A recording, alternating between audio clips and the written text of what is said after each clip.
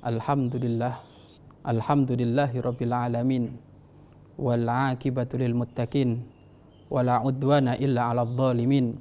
Wa sallallahu wa sallama ala imamil mursalin habibi rabbil alamin sayyidina wa maulana Muhammad sallallahu alaihi wasallam wa ala alihi wa ashabihi wa tabi'ina lahum bi ihsanin ila yaumiddin.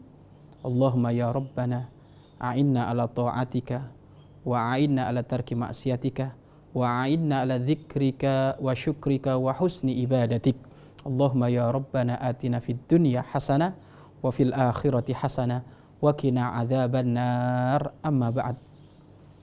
Pemirsa Al-Bahjah TV yang dimuliakan oleh Allah Subhanahu wa taala, bertemu lagi bersama kami Abbas Saif Abu Hanifah dalam program kesayangan kita Hati ke Hati hanya di Al-Bahjah TV.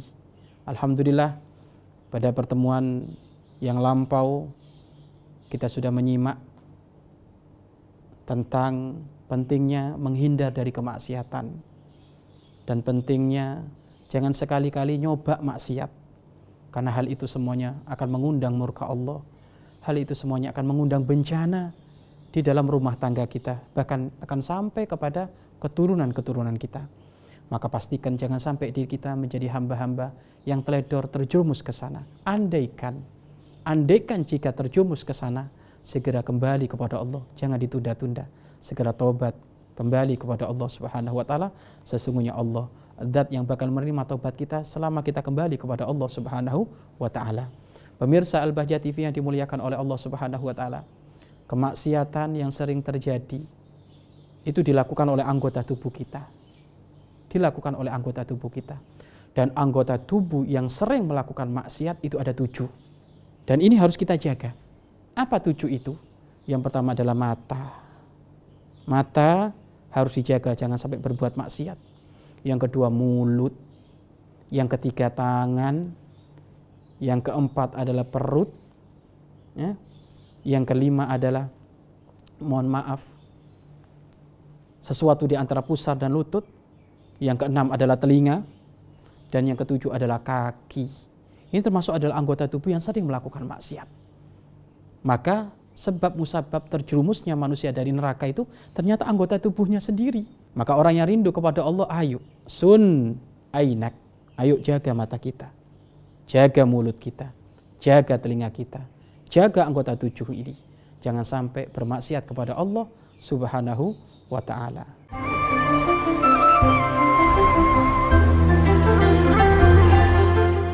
Ingin tambah ilmu dan wawasan Islam meskipun di rumah aja?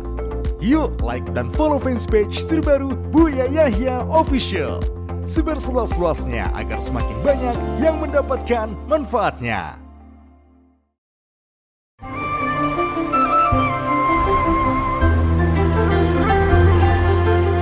Pemirsa Al-Bahjah TV rahimakumullah, 7 anggota tersebut adalah ini yang paling banyak menjerumuskan manusia ke neraka.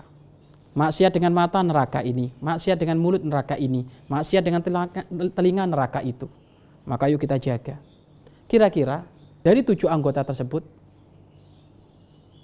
ayo kita renungi satu persatu. Mata.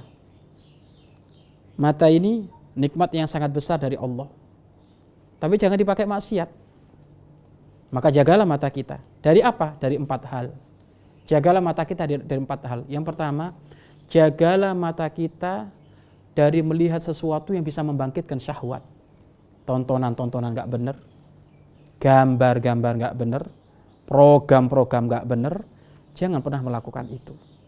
Jaga mata kita. Kenapa? Karena kalau sudah mata kita suka nonton adegan-adegan yang gak bener, bangkitlah syahwat di saat dia belum punya istri. Maka na'udzubillah min dzalik, mungkin sekali dia berlaku zina. Mungkin sekali dia berlaku muqaddimah zina. Makanya banyak orang melakukan zina itu berangkatnya dari mata. Mata yang jelalatan. Mata yang diumbar sana sini. Suka melihat hal-hal yang gak benar. Jangankan orang yang belum punya istri.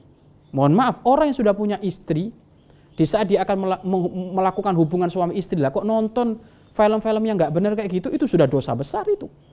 Jangan harap punya keturunan yang baik. Wong bangkit syahwatnya suami dengan tontonan-tontonan yang gak benar, mau pengen punya anak kayak Imam Syafi'i, pengen punya anak kayak Syekh Abdul Qadir Jailani, dari mana itu cita-cita?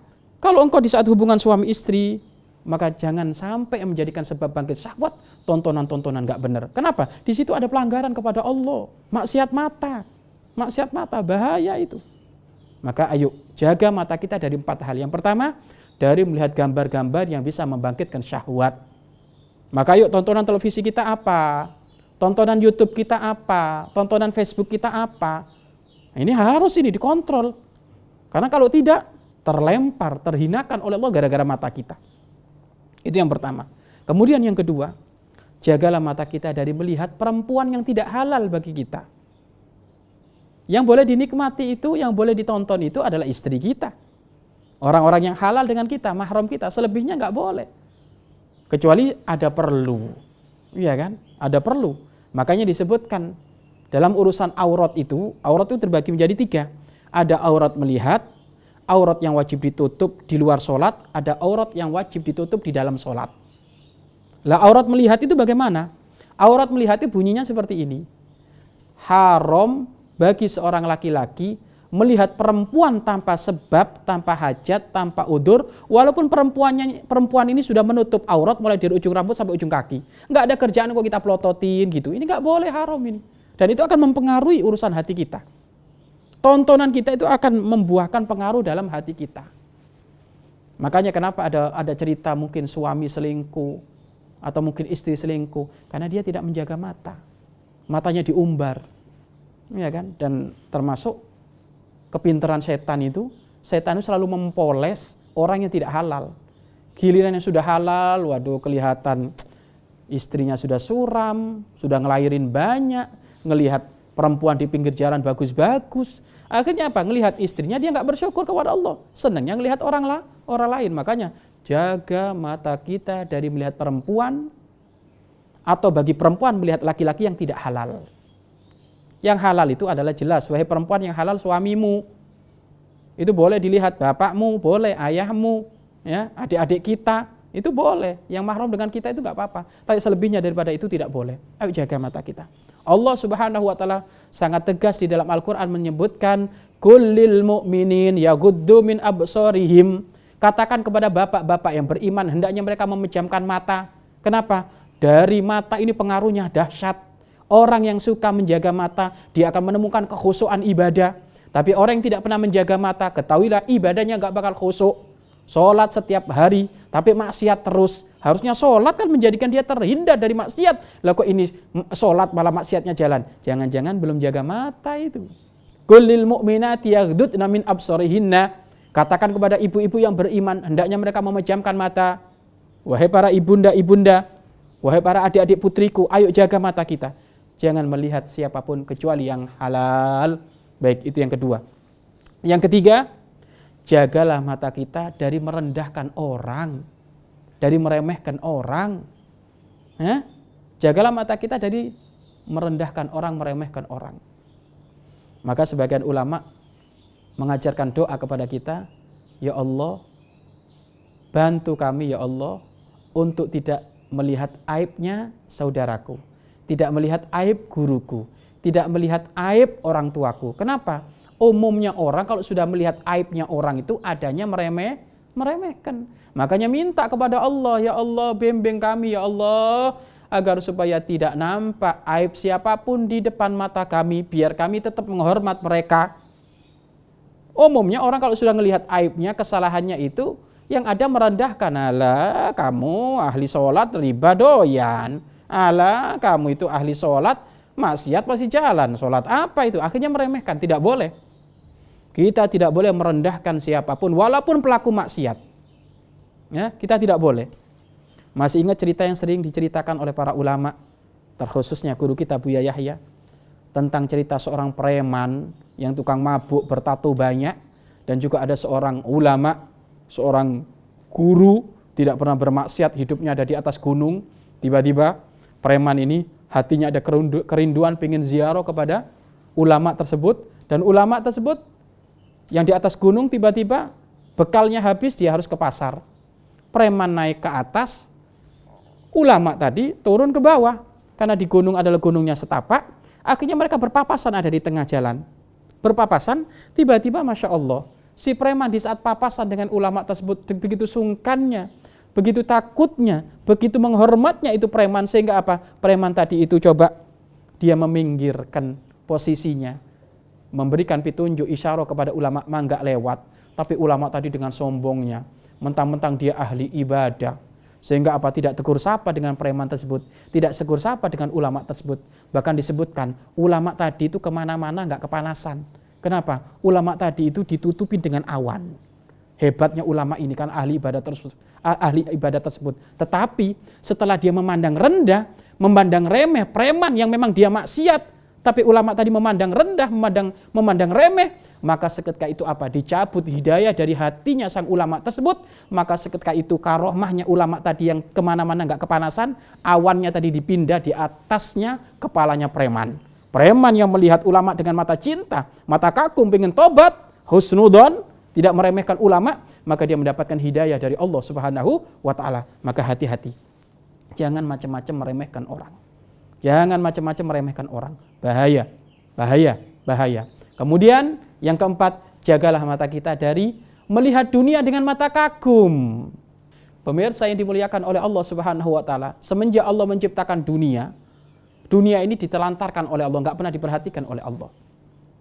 Sehingga disebutkan dalam Al-Qur'an, disebutkan dalam sebuah hadis, ad-dunya mal'unatun, dunia ini terkutuk. Wa ma fiha, apapun yang ada di dunia terkutuk. Illa, kecuali dipakai di jalan Allah, maka dunia tidak terkutuk. Artinya apa pemirsa?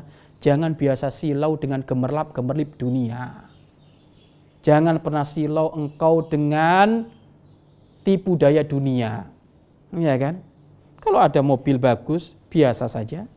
Ada kendaraan bagus, biasa saja. Ada duit, biasa saja. Anda nggak perlu kagum dengan seperti itu semuanya.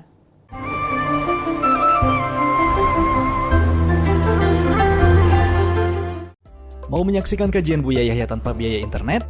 Segera pasang parabola Al-Bahjah TV di rumah Anda. Bebas biaya bulanan dan tanpa koneksi internet.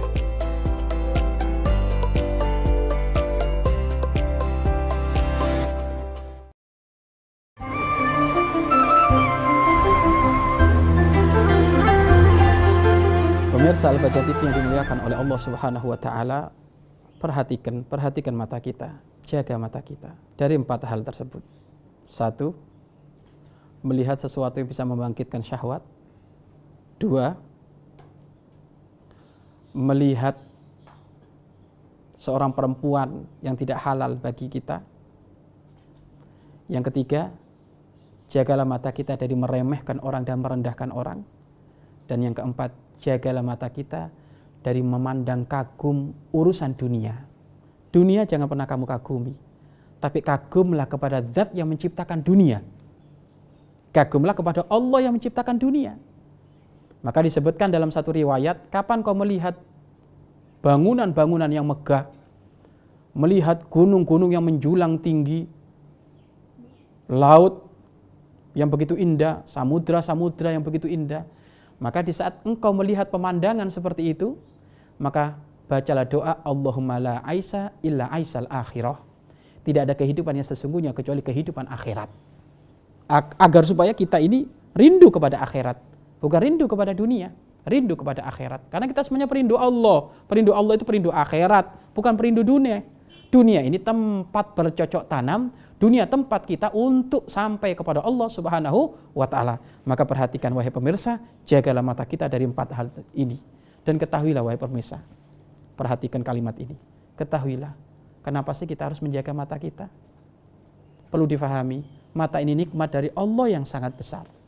Kenapa mata ini kok nikmat dari Allah yang sangat besar? Pemirsa yang dimuliakan oleh Allah, mata ini adalah nikmat yang sangat besar dari Allah. Bukti mata ini nikmat yang sangat besar dari Allah adalah di saat kita masuk surga, maka dengan mata ini kita bisa melihat Allah.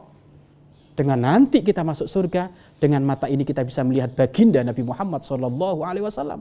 Maka tolong jaga mata ini. Apakah layak mata yang bermaksiat dipakai untuk melihat Allah? Apakah layak mata ini yang suka maksiat dipakai melihat wajah Nabi Muhammad?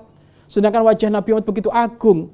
Siapapun yang memandang wajah Nabi Muhammad sungguh semuanya akan terhibur. Lalu bagaimana dengan Allah Subhanahu wa Ta'ala?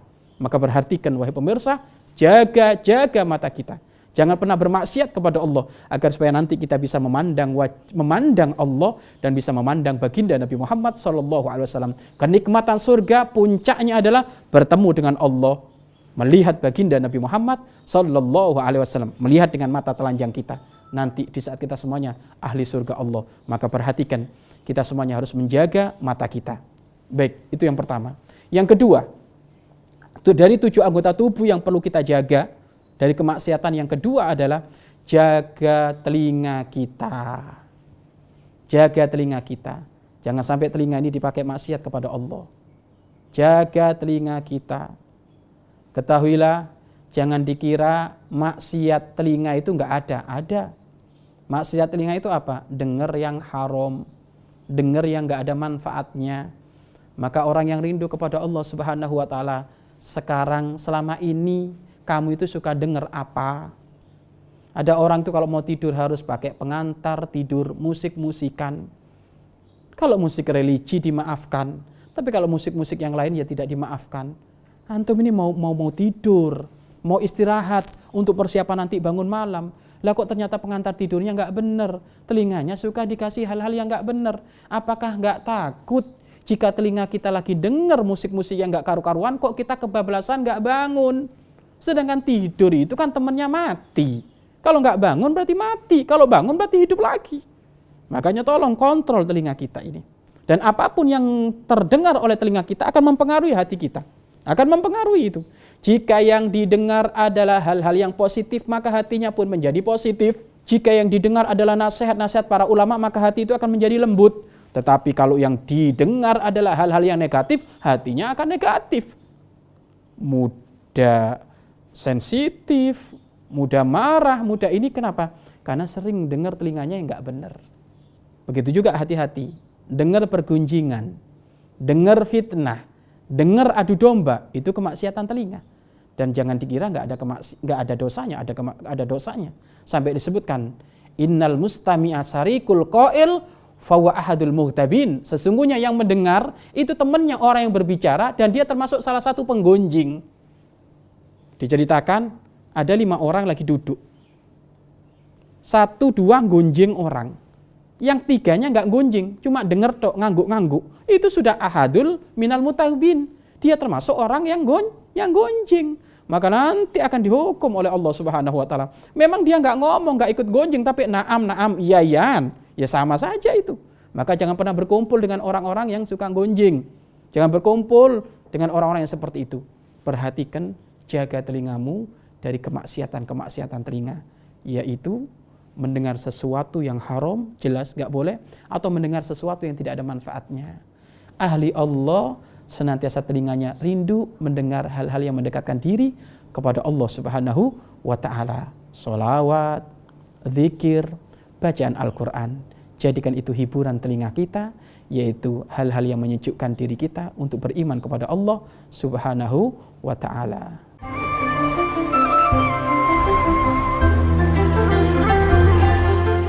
Ingin belajar bersama Buya Yahya kapanpun dan dimanapun? Dapatkan segera flashdisk MP3 Buya Yahya. Berisikan berbagai materi kajian lengkap bersama Buya Yahya.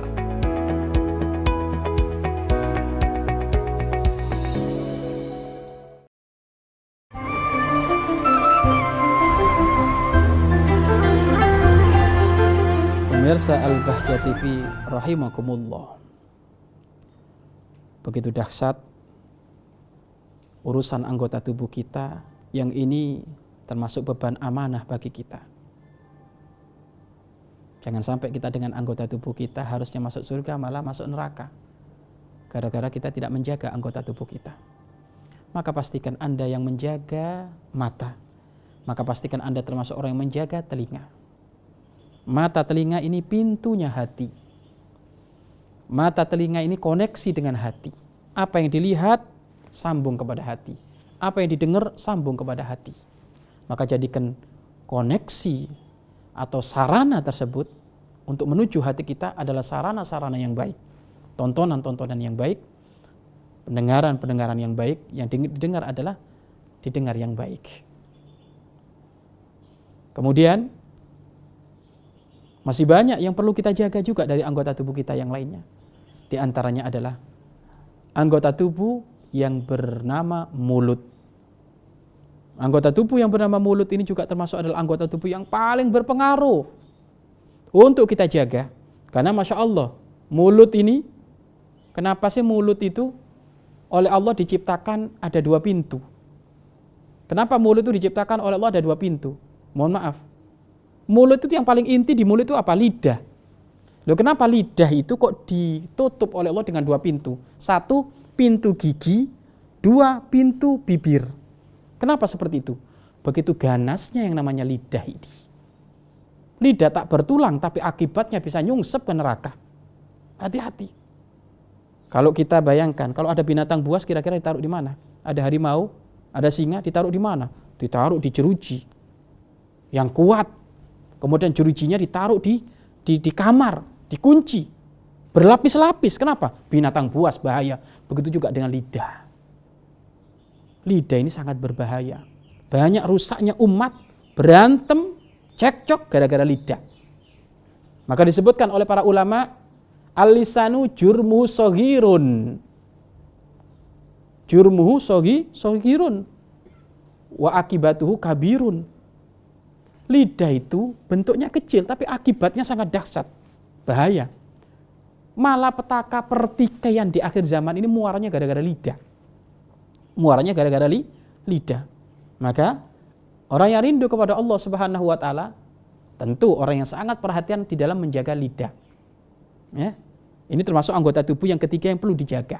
Harus kita jaga sekuat mungkin. Jangan berbicara apapun kecuali yang hak. Jangan berbicara apapun kecuali yang benar. Jangan sampai mulut diobral dengan kalimat-kalimat yang tidak bagus. Atau kalimat yang tidak ada manfaatnya. Kalimat yang tidak ada manfaatnya aja itu nanti dihisap. Lalu bagaimana jika ucapannya adalah ucapan yang menyinggung orang? Ucapannya adalah ucapan yang menyakitkan orang. Bahkan sampai disebutkan, diceritakan, innam ro'atan taqumu laila wa tasumun naharo. Ada seorang perempuan itu rajin bangun malam, ada seorang perempuan rajin puasa di siang hari. Fa innaha finnar, akan tapi dia masuk neraka. Waduh, kaget itu. Rasulullah ini yang bersabda. Ya Rasulullah, bagaimana ahli bangun malam, ahli puasa kok bisa masuk neraka? Iya, karena dia tidak bisa menjaga mulutnya. Mulutnya nyakitin orang, mulutnya nyusahin orang, mulutnya bikin sedih orang. Hati-hati, jaga mulut kita wahai pemirsa. Jangan sampai kita terjerumus dalam urusan kemaksiatan mulut, kemaksiatan lidah. Ini bahaya sekali. Bahkan sampai disebutkan gara-gara lidah banyak orang tergelincir. Gara-gara lidah banyak orang bermusuh-musuhan. Maka pastikan kita harus menjaga lidah kita. Jadikan lidah kita senantiasa dipakai dzikir kepada Allah Subhanahu wa taala. Jadikan lidah kita senantiasa menyampaikan kebaikan. Jadikan lidah kita adalah menyanjung baginda Nabi Muhammad sallallahu alaihi wasallam. Jangan yang lainnya. Jangan yang lainnya. Atau kalau memang mau transaksi lidah kita dalam urusan transaksi jual beli, maka hendaknya pun dengan transaksi yang benar, gak boleh bohong. Maka ayo kita perhatikan lidah kita, jangan sampai masuk kepada wilayah kemaksiatan lidah. Lalu yang harus kita perhatikan adalah lidah ini kita jaga dari apa? Jagalah lidahmu dari 8 hal. Tapi insya Allah ini semuanya tidak berat bagi orang yang rindu kepada Allah Subhanahu wa ta'ala. Tidak berat. Karena kalau sudah dia rindu kepada Allah, maka ucapannya adalah ucapan bimbingan dari Allah. Maka disebutkan dalam satu riwayat bahwasannya jika dia beriman kepada Allah, melakukan kebaikan yang fardu, yang sunnah, maka dia akan memandang dengan pandangan Allah, dia akan mendengar dengan pendengaran Allah, dia akan berbicara dengan pembicaraan Allah. Loh, maksudnya dia berbicara dengan pembicaraan Allah itu artinya apa? Bicaranya senantiasa dikontrol oleh Allah. Makanya kekasih Allah itu kalau berbicara, Masya Allah, mereka kalau berbicara dikontrol oleh Allah Subhanahu wa ta'ala. Pemirsa Al-Baca TV yang dimuliakan oleh Allah, pastikan kita menjaga mata, menjaga telinga, dan juga menjaga mulut dari kemaksiatan-kemaksiatan yang 8.